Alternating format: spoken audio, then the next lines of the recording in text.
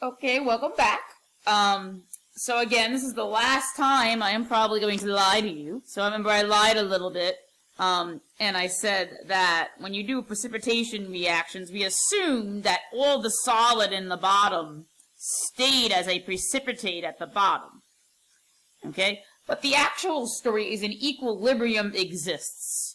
Some of the solid comes out of the solid and dissolves in the solution, and then some of the ions that have dissolved go back into the solid. And in equilibrium it exists, so the real story is that a small amount of the ion, zinc nitrate, dissolve in the water, and some of them are in the solid, and an equilibrium exists between the undissolved solid and the ions. So this is the same thing in pictures. Here we see the precipitate, and then we see that some of the ions are coming out of the precipitate and some are going back. And at some point, an equilibrium exists where the rate at which the ions are going back into the solid is equal to the rate in which the ions are leaving the solid, or in science solution, is equal to the rate of precipitation, meaning that the rate of going into the ions going into the solution is equal to the rate of them going back in the precipitate.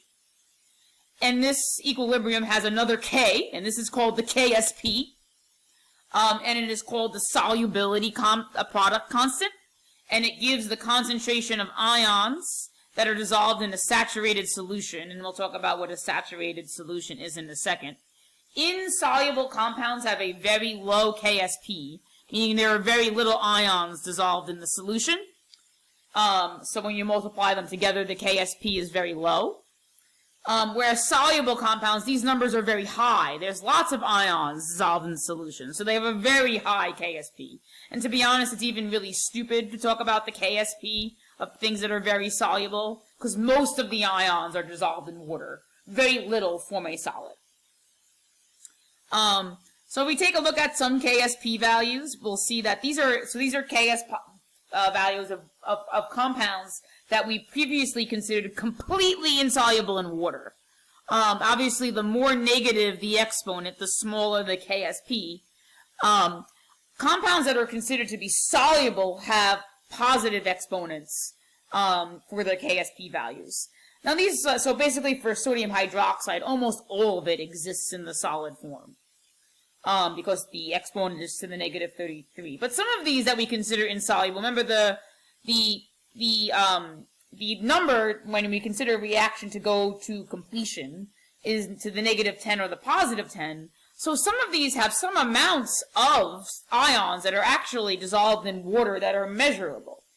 Because the Ksps are, yes, they're small, but they're not to the negative 10. They're to the negative 5 or the negative 9. So again, we're going to look at the math surrounding the Ksp values. Before we do that, let's look at some vocabulary.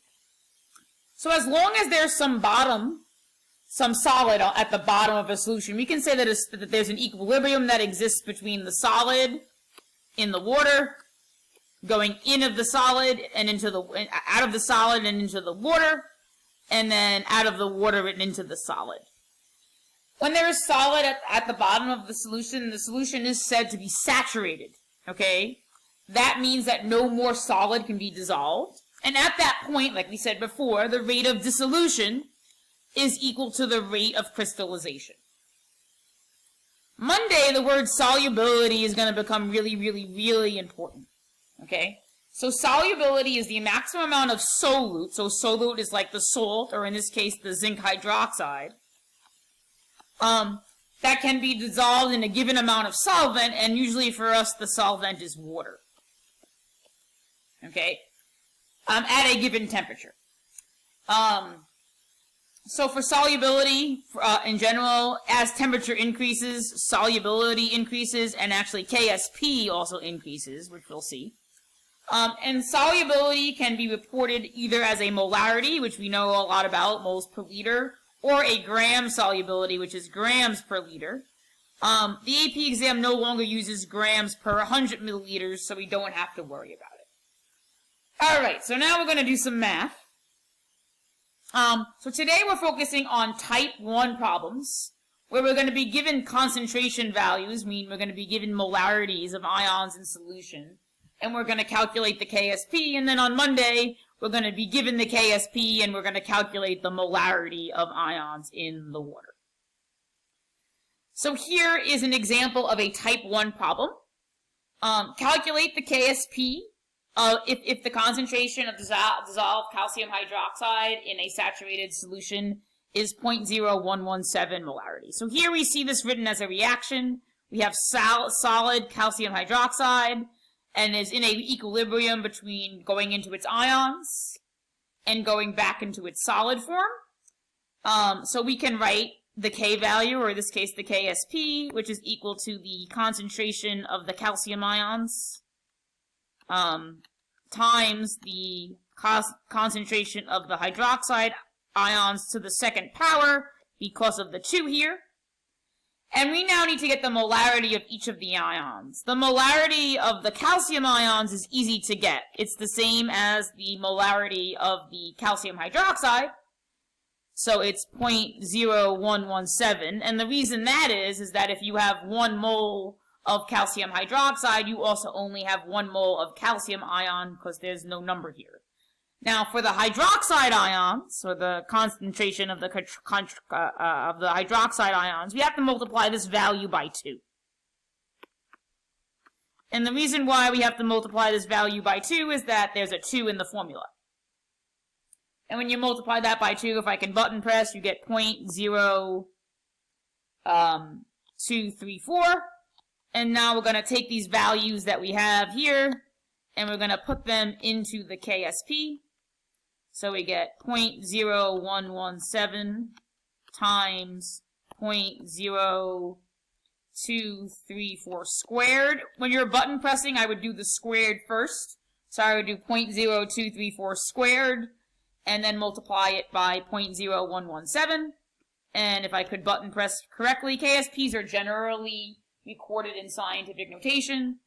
We get 6.41 times 10 to the -6, and Ksps, just like other equilibrium constants, have no units. So we have one more problem that we're going to do, and then we'll be done. The video will be over. So let me, and this one is a slightly different problem. There's slightly more math here. Hold on. I need to stay. Alright. So we have lead fluoride, and we're dissolving it in pure water at 25 degrees Celsius, and an equilibrium is reached, and at that equilibrium, they find the solubility of lead fluoride to be 0.64 grams per liter. So what's different about this problem is that, first of all, is that they're expressing the solubility in grams per liter, and we need to get it to molarity. Well, let's first write what's happening. So lead fluoride, lead is +2, that's what those numerals are telling us. So it's PbF2, and it's dissolving in water into its ions, so Pb +2, +2F-. And then it reaches an equilibrium where some of it is in solution, but then some of it also goes back into the precipitate, and that's happening at an equal rate. Let's calculate or write our Ksp expression. So we have the concentration of the lead ions times the concentration of the fluoride ions, and they're squared because of this. So now we need to calculate, and I'm going to scroll down a little bit. Now we need to get a grams per liter in a molarity, which is really actually quite easy. So we have 0.64 grams per liter. And they gave us the molar mass of lead fluoride. So we know that there are 245.2 grams of lead fluoride in 1 mole. This makes the grams cancel, and you do the division. You do 0.64 divided by 245.2, and you get, I'm going to round to 3 sig figs, 2.61, and you notice the units that are left, or moles per liter, and that's a molarity. So now we need to find the concentration of each ion. The lead is the same the lead ion concentration is the same as the concentration of the lead fluoride completely, because there's only one of them. So this is the same. Okay, to find the fluorine ion concentration, which I'm going to change my pen color, we have to find this. The pen color didn't change. So to find this, we have to multiply this value by 2 to get the fluorine ion because of the 2 here or the 2 in the formula. And I didn't do this math yet, so let me do it. So turn the calculator on first. 0.00261 times 2. And when I do that, I get 0.00522. And you can't forget that it's squared. It looks like the Packers are here. If you don't know about football, those are the Packers colors. So it's squared again because of the 2 here, and you also have to multiply it by 2 because of the 2 here. And I know Mac would say, but Mac would be like, you're doing this twice. This is just the way it is. Accept it. So now we're going to square this and multiply it by that. But we're going to square this and multiply it by that, and that should give us the Ksp. So squared times 0.00261. And I need to get it into scientific notation, and the sig figs are 2. So it would be 6.1 times 10 to the negative 8. And again, it has no units. And we're going to skip this problem because they don't do this anymore to you. And we'll do type 2 problems tomorrow. So to get credit for watching the video, you need to upload this slide, you're writing on this slide right here with the lead fluoride, and all the work for the first problem we did in the first video. And I will see you guys on Monday.